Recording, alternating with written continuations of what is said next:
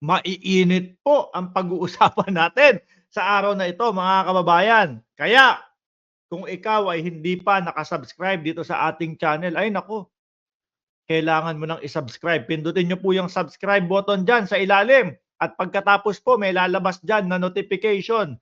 Paglabas ng notification, may pagpipilian kayo. Pindutin niyo po yung all doon para lahat ng ating live stream, kayo po ay i-notify ni YouTube. At sa ilalim naman po ng pangalan na Mark Ramos, nandiyan po mga kababayan, no, yung like button. Oh, pindutin niyo din 'yan, 'di ba?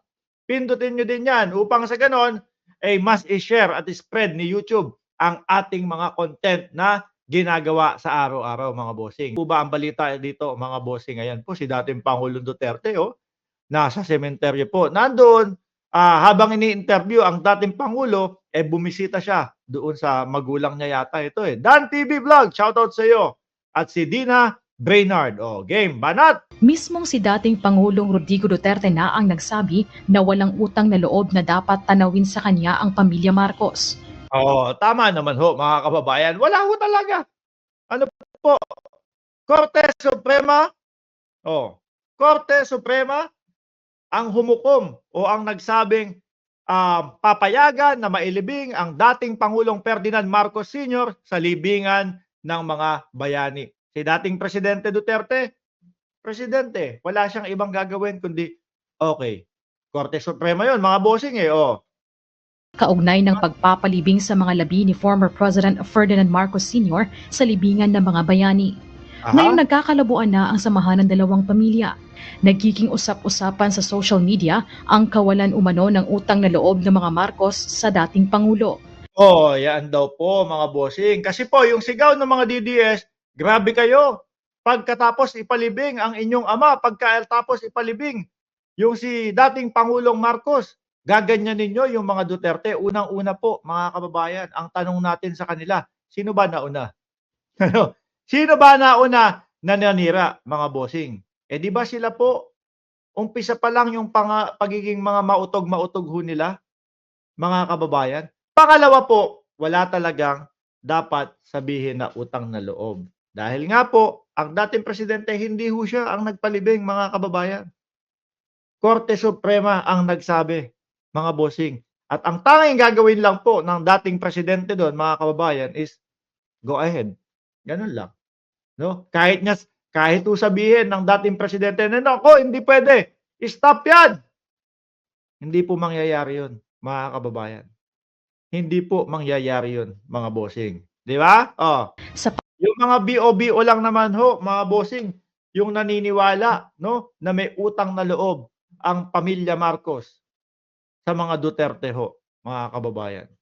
No?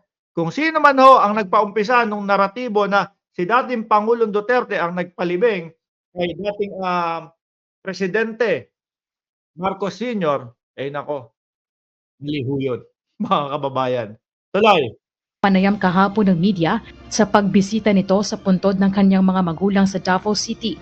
Sinabi ni Duterte na ginawa lang niya ang kanyang trabaho. Oh, wala. Nagpresidente lang, no? Pero yun nga, mga kababayan, hindi siya pwedeng pumigil doon. Sabi ni Zero Kansaki, obligasyon niya yun as a president. Oh. Sabi ni Edson T, good evening sa lahat. Wala akong utang na loob sa kanila. Wala silang utang na loob sa akin.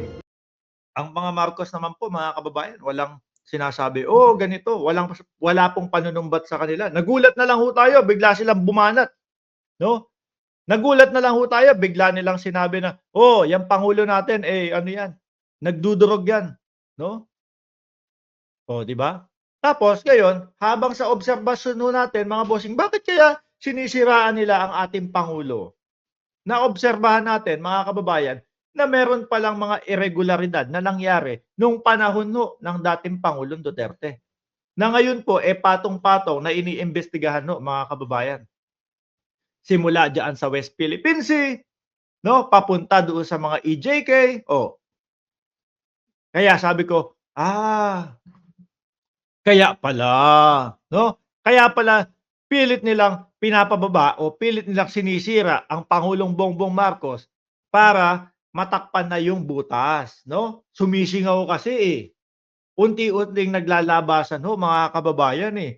Yung mga hindi magugustuhang balita ng sambayan ng Pilipino habang sila po ay nanunungkulan. 'Di ba? Sabi ni Ma'am Trexie Villa, number 11, Trexie Villa 11, exactly. Pinatupad lang niya ang kautusan ng Supreme Court kaya walang utang na dapat tanawin. O di ho ba? Kaya yun yung naisip ko. Etong mga to, kaya pilit inaagaw, pilit pinapababa si Pangulong Bongbong Marcos kasi patas yung Pangulo ngayon, no?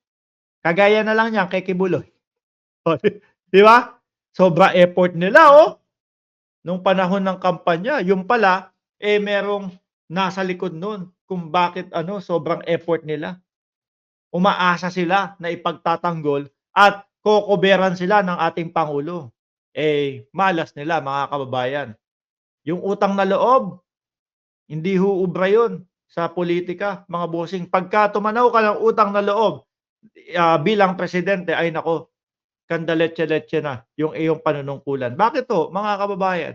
Kung susundin mo lahat, yung mga tumulong sa iyo, no? Tapos ang kanilang agenda para doon sa kanila para para mapagtakpan yung mga kalokohan na ginawa nila. Oh, magiging bias ka na sa sambayan ng Pilipino. Ang kagandahan po sa ating Pangulo ngayon, mga bossing, patas. Kaya naman po, ultimo tayong maliliit na tao, ultimo tayong mga kababayan natin, no?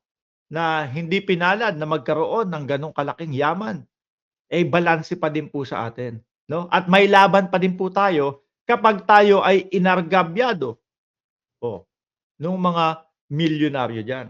O, kagaya na lang po yung sistema o yung example na lang po yung Kibuloy tsaka kay alias Amanda. O ano naman ang laban ni alias Amanda diyan kay Apollo Kibuloy?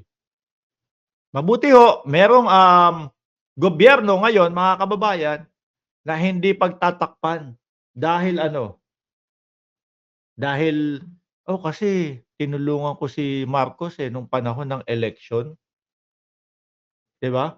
Kaya pagtatakpan ko si Kibuloy, hindi ho gano'n ang ating pangulo. 'Yun ang kagandahan. Meron tayong laban doon sa mga malalaking tao. Dahil po, no, andiyan ang gobyerno para ipatupad ng maayos ang batas. Para panagutin yung mga taong umaabuso sa karapatang pantao, mayaman man o mahirap. Sabi ni Joshua, Feb, Reynaldo, Sir Mark, lagi mo na lang binubwisit ang mga DDS. Yan mga BO kasi. O, tuloy. Hindi utangan ng loob ito. Hindi kami magkilala, hindi kami magpinsan. Oh. Hindi ako naniningin. Trabaho lang ako. Wala naman nagsabi na naniningil ho kayo. 'Di ba? yung mga DDS nyo lang po ang pilit na nagsasabi na wala kayong utang na loob kay dating Pangulong Duterte. Ulitin ho natin, no? Doon sa mga nagsasabi at patuloy na paulit-ulit yung sinasabi ninyo na utang na loob ng mga Marcos, yung pagpapalibing. Hindi po 'yun, no? Ayan ang tunay na ayan, sabi ni kilabot ng DDS, si Dutz. Andiyan si Ma'am Tess Baranco, Catalina Vargas at Danny TV ang maniningil sa iyo ang hustisya. Oh, sabi ni Omar Abdurajak, birahin mo brother. Oo. Tuloy ho natin mga bossing. Muli ring ipinagtanggol ng dating Pangulo ang war on drugs sa ilalim ng kanyang administrasyon kasunod ng mga batikos sa naging pahayag niya sa pagdinig. Ayan na naman, war on drugs. Na merong reward system na nangyari, na merong mga pagbibigay ng pabuya kapag may napapatay. Kaya yung ating mga kapulisan, sige, yariin mo yan. Tegihin mo yan, no? Kasi may makukuha kang pera. Kaya ho, yung mga kahit naman ho hindi nagdudurog, mga kababayan, kahit naman po hindi gumagamit o nagtutulak, okay lang. Payat tingnan mo, ang payat. Nanlilisik ang mata. Yung pala, meron lang sakit. Pagbibintangan nila, yari mo na. Pre, malaki kapag ka ng laban ang makukuha mo. Di ba? So, hindi na ho hindi na ho para sa mamamayan, para sa bulsa na po nila yon. Kasi nandyan yung pera eh, no? Nakaabang yung pera eh, no? Kapag kaya meron kang naipakita sa akin tapos may kota, oh, may nahuli sila, may nalambat sila, kaso nanlaban. Yung pala hindi naman talaga. Para lang ginawa lang nila para makuha yung reward mga kababayan.